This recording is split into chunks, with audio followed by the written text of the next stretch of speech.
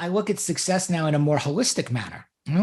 I chased the salary and I chased the title and I wasn't very happy. I chased it as an entrepreneur. I chased it as part of a company and a partner and growing through exit.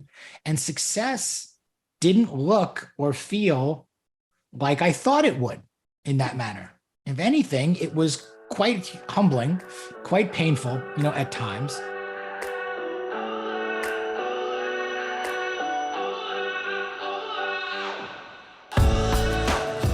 Do you struggle to show up vulnerable and authentic for your team? Are you constantly trying to balance who you are and who you want them to think you are? Then you're gonna love this conversation with Greg Sheinman. Hello friends, my name is Chad and this is the Naked Leadership Podcast, high stakes conversations for relentless company founders. My co-hosts and I have over 6 decades of combined experience in leadership coaching. In this podcast, we explore it all. There's no conversation too risky. In this episode, we sit down with Greg Sheinman, host of Midlife Male podcast and the author of the book by the same title. If you're not a man, stay tuned because the principles are solid for every company founder listening. And I loved his take on the self-made fallacy as he tells us his experience about when his father passed away. So let's dive in.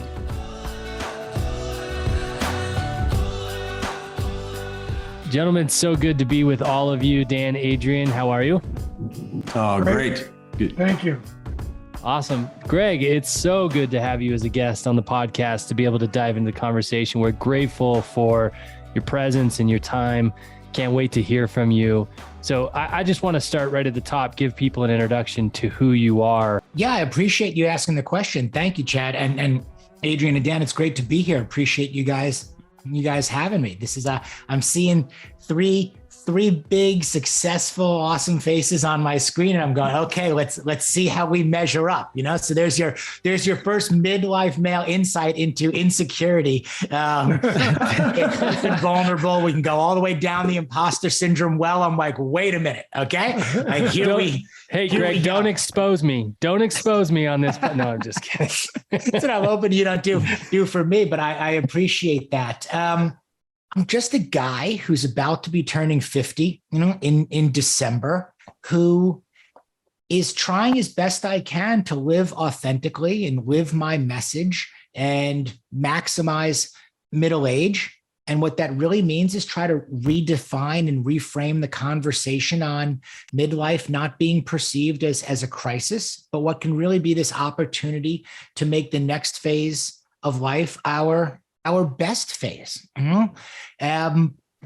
Married over 20 years. Ironically, if you asked me to say whether it was 24 or 20, I don't know, I'd probably get that wrong. And Kate's downstairs right now.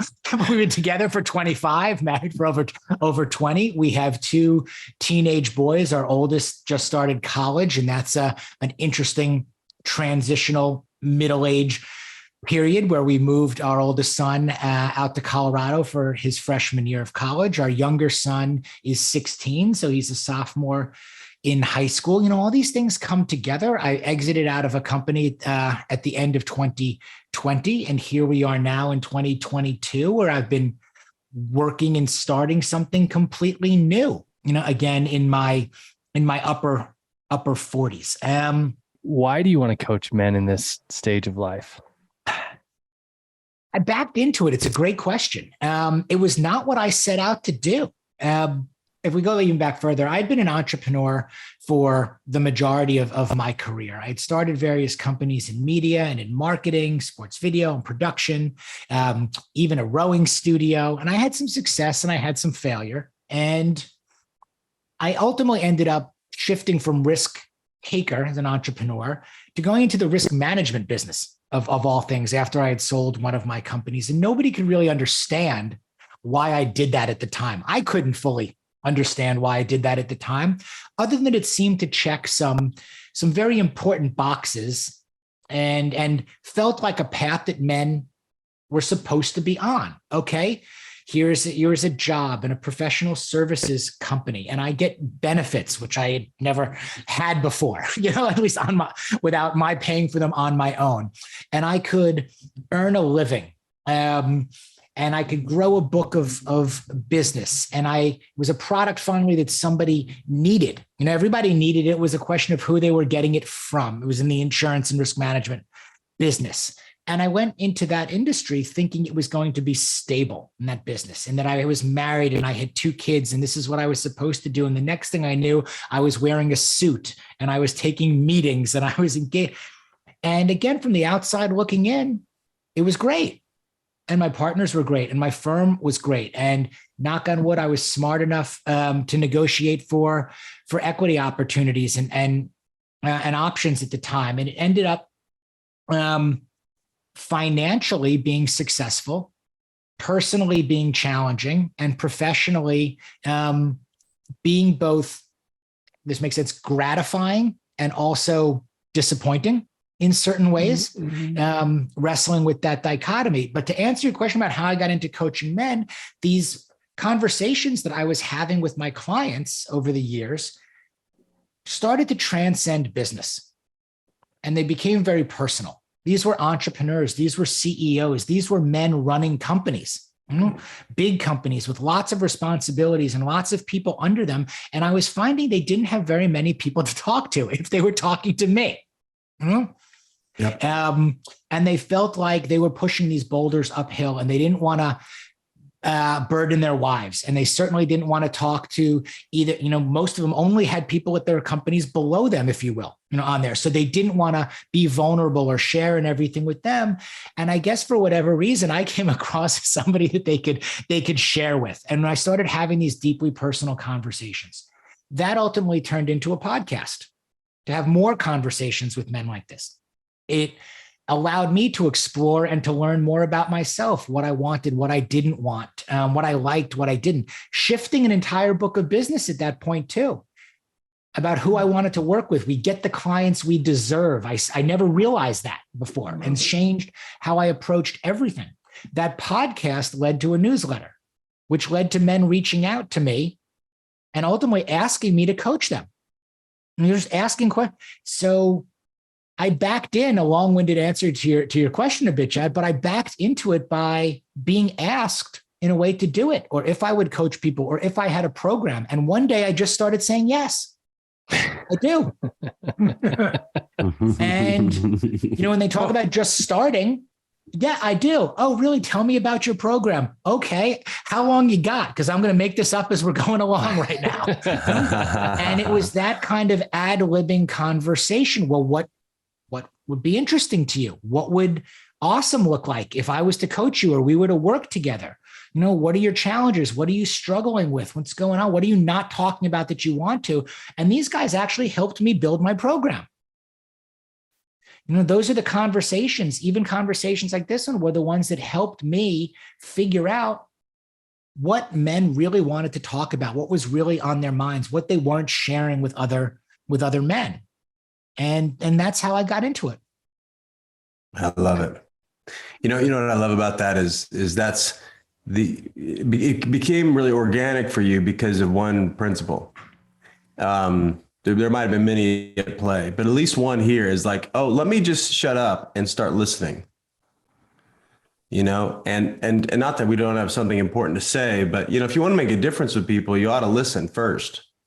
And if you listen long enough, the future happens, and you were just willing to stand there and absorb and connect, and then offer whatever you had to solve or to help them solve the issues they were facing. And then it developed over time, which is, I really dig. I mean, we get people all the time that want to come and become, consultants for our coaching company, and they have a lot of things to say, and they have very few results to show because they have a lot of things to say. Instead of like being of service and being willing to have the conversations that are full of tension, that are full of uncomfortability, that are full of, vulnerability, and they're not willing to really be there in the conversation with people. And you just hit the X factor there. It's like you were there in the most crucial conversations with them, and your presence was so palpable to them, obviously based on results, that people wanted to talk about with you the things they weren't willing to talk about with other people. And out of that, you generated a business, not based on your expertise. While you had plenty of it, you weren't banking on that. You were banking on your connection to people and your ability to be with them in their concerns in such a way that the future happened that they wanted. And anyway, it's just really compelling. Well, thank you. It's a great point. And what I appreciate you also acknowledging, and I think it's important for everyone out there, is the aspect of listening. Yeah. I spent 30 years not listening. And because of that, making a lot of mistakes and a lot of missteps, thinking I knew it all, or thinking again as an entrepreneur, as the guy, quote unquote, that I was the one that had to be doing all the talking, that had the answers, that had to figure it out and had to be, and I could not have been more wrong. So call me a slow learner and a late bloomer. But one of the reasons I even started the podcast initially was to become a better learner, to force myself to stop talking and start listening. It's actually harder for me to be a guest, gentlemen. So please jump in anytime than it is to actually host, because one of the things I love about hosting is developing that muscle of becoming a better listener. Well, I mean, one of the things that you stand for, which I really appreciate, and you've got a whole cadre of ways to engage people in this conversation at Midlife Male. One of the things I find really fascinating is it's a cultural conversation more than ever. And I don't think it's going to become less important over time. And we speak right to it. There's a myth out there around we all ought to be having a well-balanced life, or life would be better if it were balanced.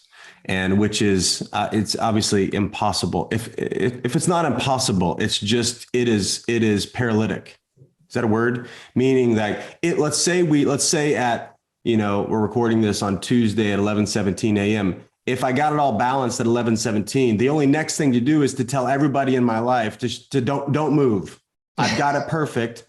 Don't move. Don't mess it up. So it's a fantasy in that way. It's actually imprisoning. It's that type of fantasy. So instead, what do? So our conversation with lots of our leaders is around a much more complex and honest conversation, which is how do I integrate my life? How do I generate the types of connections between all these parts? And I like to naturally, if I want to be a high execution guy, let's take the big issue of life and chop it up into pieces and just focus on this piece and just focus on this piece and just, instead of both and my way through life. And how do these two things interconnect? And if I'm focused over here, which might be needed, then what do I need to do to make sure this other part of my life doesn't? And how do I, integrate these things and actually feel the weight of integration? And you do that in, I think, a really poetic way. I'd love to connecting to our folks that are listening now, that are founders out there, that are running businesses, that are growing teams, and they're feeling the strain now of the focus that their job requires from them and the pressure they feel to keep up the other aspects of their lives. I'd love to hear how you talk about that, because I think it'd integrate and really serve a lot of people. It's a great question, and it's such a deep topic that we could stay on for such a long time. And I think it also is it's certainly attached to exactly even what the title of the show is, naked leadership. I think that's so important. Can you get naked? Can you get raw? Can you get real as a leader and let people see you for who you truly are? I said for a while that I fell into this situation where, chasing authenticity where authenticity doesn't exist is exhausting. And I think that hurts a lot of men. I think that affects and applies to a lot of men. But when we really can operate as our authentic self, I think that's empowering to men. I think it's empowering to anybody. I'm not just speaking to men here. I tend to stay narrow and deep with midlife males just because that's who I am, and the space, that I'm in, because I can speak to that. But as somebody who also, I don't think I did a very good job for a very long time as a leader, And it was because I was playing the role of a leader as opposed to acting, not acting, or just being myself. And again, asking more questions, doing more listening, instead of thinking that I had to either be the boss or I had to manage or we had to hit all of these things. And I think success looks different to everyone, and that's something to your point. I think we come up thinking that success is this metric of salary and title in a way for male. What's our value? And we have this professionally. And then we go home, okay? And our personal is separate from it, because we've kept this kind of wall up there that we're one thing professionally and striving, and we're supposed to be another thing at home.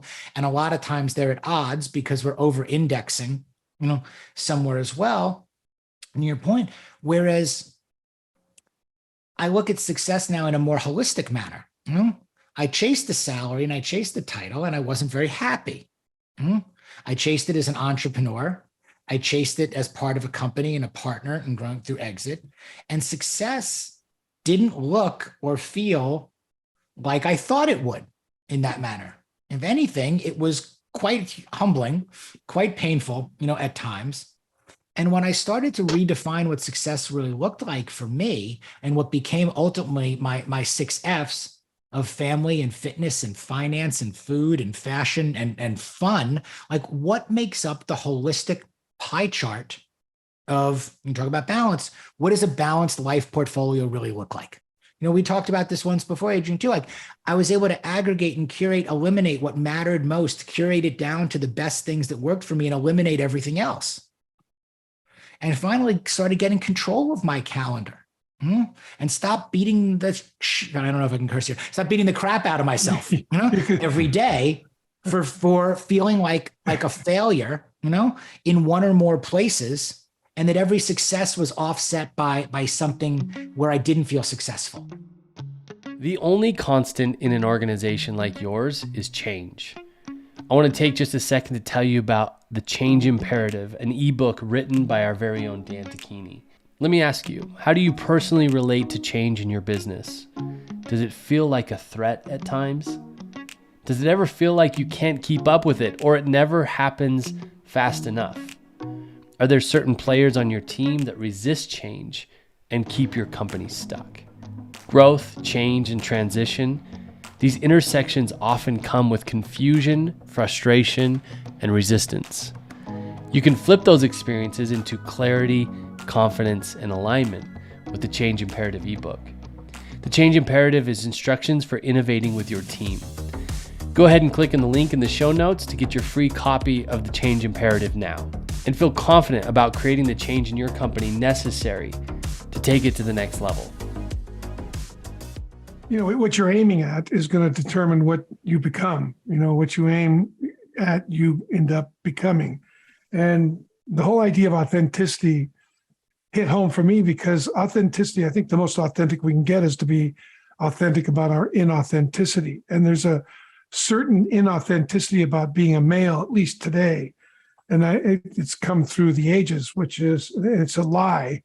And that is that, I think a lot of men, I think just as a culture, men have this idea that they're supposed to be self-made, as if that's possible, as if my successes are what I made, without acknowledging that I stand on the shoulders of many men and women prior to me. Like, I turn that switch on and the light comes on, and I walk into a house that somebody built, and, the electricity comes, all the things that enable us to do the things that we do came from others.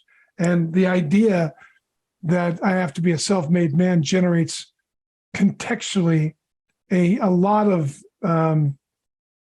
unnecessary suffering. Like I then can't open up, I silo because I don't want you to see what I struggle with, when, letting you and Adrian and Chad see what I struggle with opens up 3 new eyes into what I'm doing, and that's more possibility than I could ever muster alone.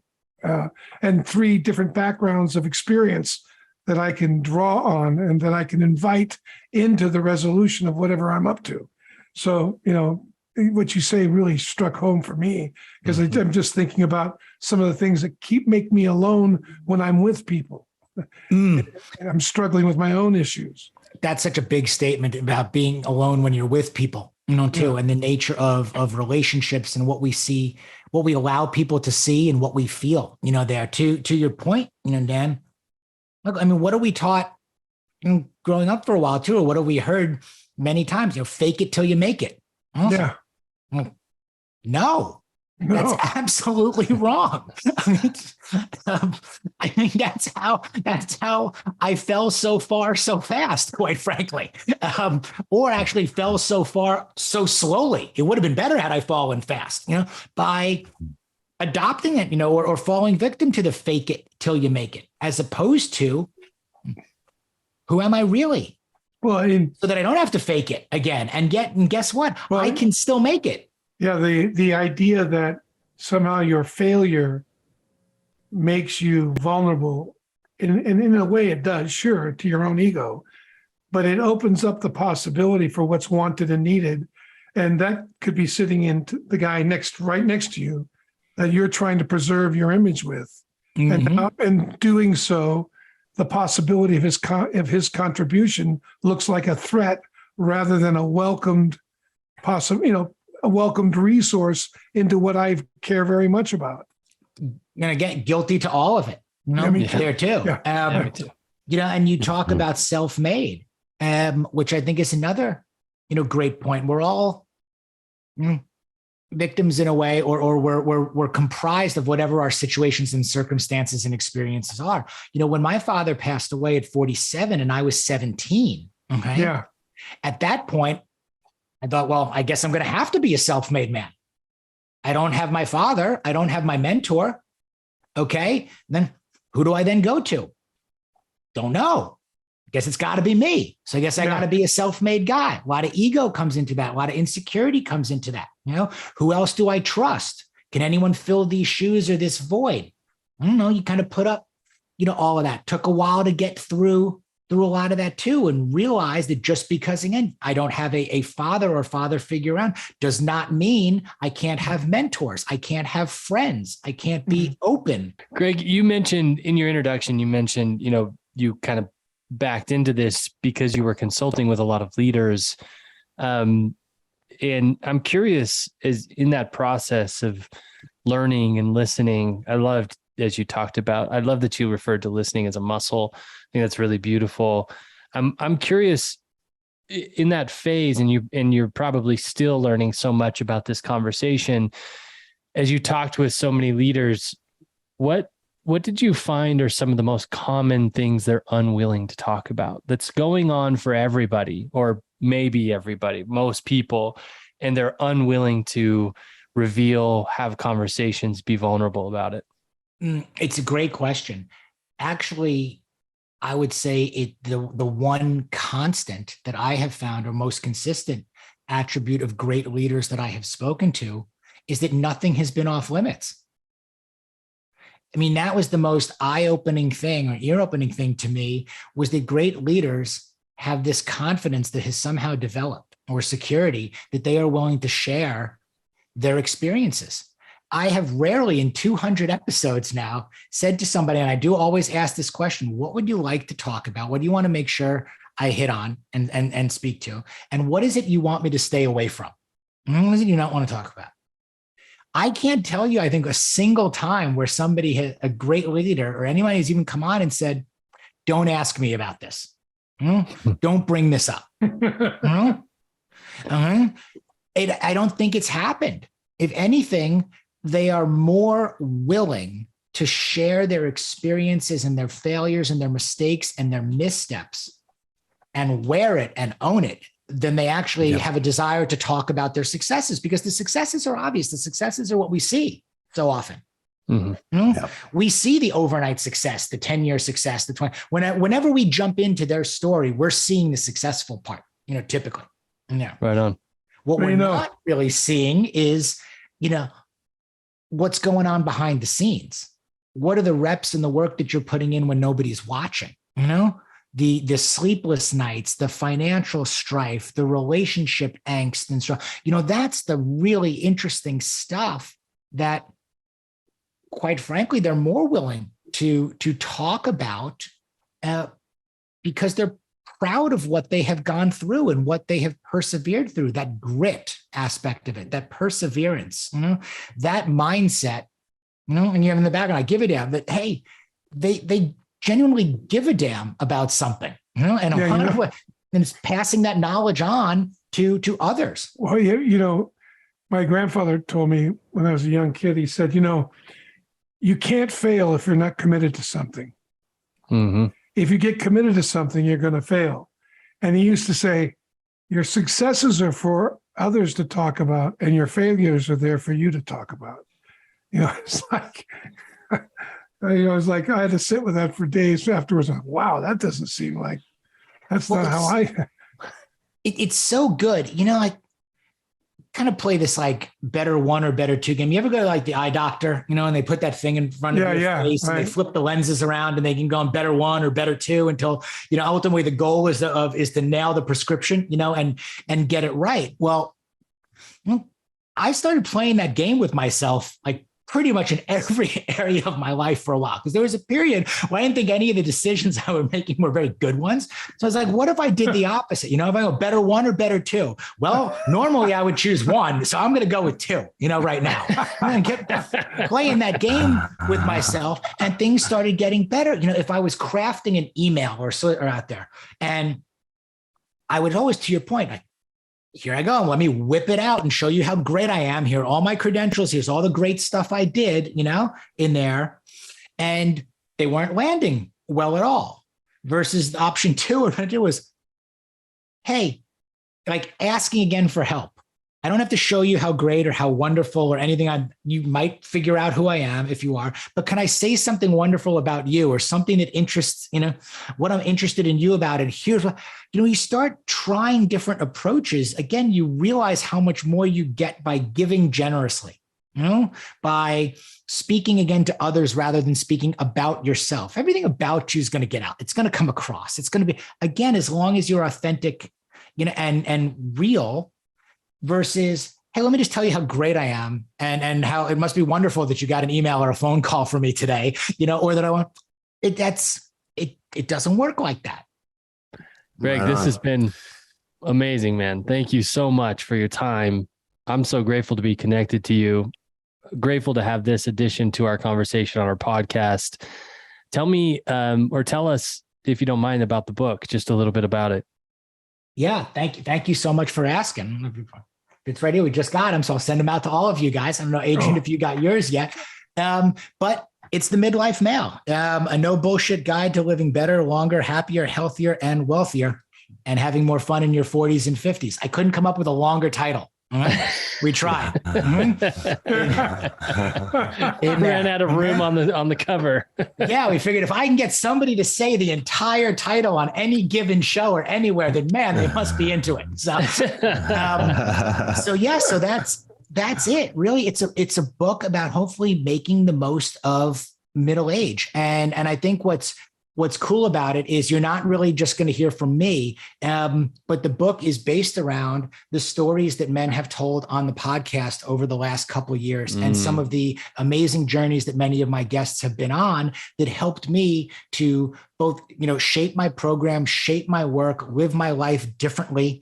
And that I think have been super, super impactful, in that 6 F's of family and fitness and finance and food and fashion and fun. So you should be able to open any page of this book, any chapter at any time, and go right from there. That's great. And pick it up over and over again. If you need a really cool tip from somebody really awesome, and then, my little spin on what I got out of it. So thank you for asking. It'll be out November 1st, and pre-sales are up right now on Amazon, and I think that's pretty much where people get books now, right? So go to Amazon, you can pre-order it right there. I'll link it in the show notes so it's easy and accessible for people. Thank you. Thank you so much, Greg. We really, really appreciate it, man. Yeah. Yeah. Good to have you on, brother. Hey, thank you so much for having me. I really appreciate it. Oh, great time. Thank you. All right. Bye-bye, everybody. Awesome. Ciao. Well, my friends, thank you so much for joining us for another episode of the Naked Leadership Podcast. As a heads up, every Friday we post a Cliff Notes version of that week's conversation with all the highlights in under 5 minutes. Check that out for a quick and powerful reminder of the principles discussed. I hope this conversation has been valuable to you. If it has, the greatest compliment you could pay us is sharing it with somebody who could use it. Thanks so much for listening, and until next week, bye-bye, everybody.